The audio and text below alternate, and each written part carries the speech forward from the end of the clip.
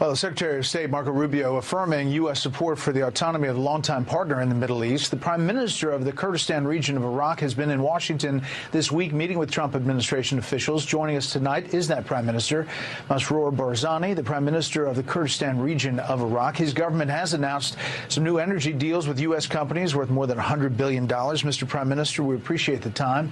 Thanks for joining us. I've mentioned your meetings, several of them, not only the Secretary of State, Secretary of Homeland Security, Secretary of the Interior, and the Energy Secretary, obviously focusing on the U.S. relationship with the Kurdistan region. Well, thank you for having me, Brett. I'm very glad to be back here in Washington. We just wanted to come back here to Washington to express our gratitude and appreciations to President, to the government, the armed forces, and to the American people for their continuous support to us, and also to reiterate our commitment to be U.S. allies, friends, and partners, and also to emphasize on the fact that not only we are good fighters and we fought together against terrorists, but now together with the U.S. and U.S. companies, we can actually build a lot together in that region, which can contribute to peace and prosperity.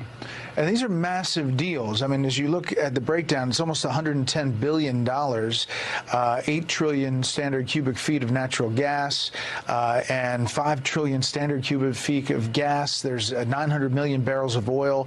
But you've got the Iraqi government, the broad Iraqi government, saying the federal government has reservations about these energy deals, agreements signed by you and the Kurdistan region, saying they're basically null and void. How do you respond to that in your neck of the woods? Well, we have the Constitution that actually clearly states what rights Kurdistan region has. Kurdistan does have the right to sign deals, especially on development of the gas and energy sector.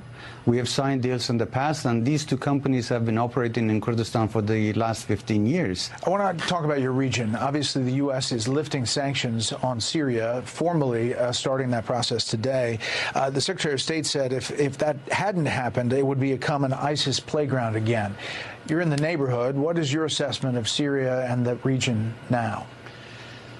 We agree with the President's policy to give Syria a chance. Of course, Syria is going through some difficult times and challenges. The government is not yet in total control of the entire country. There are still pockets of ISIS running around that they need to be contained, monitored, and hopefully with the cooperation of all sides eliminated. And how do you see Iran? They're in the middle of nuclear talks now with the U.S. over its nuclear program. They've still been a bad actor in the region, focusing on proxies like Hamas, Hezbollah, and the Houthis.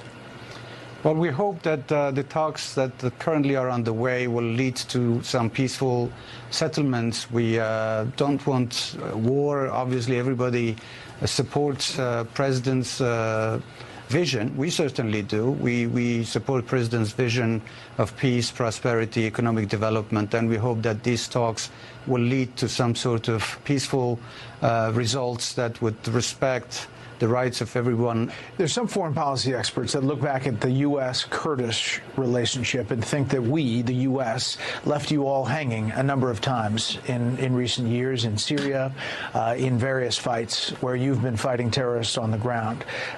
You're establishing this relationship with this administration. How do you look at that and the past of the U.S.-Kurds relationship? Well, I must say that the U.S. has been instrumental in supporting us. We wouldn't have been able to defeat ISIS easily if it were not because of the support of the United States.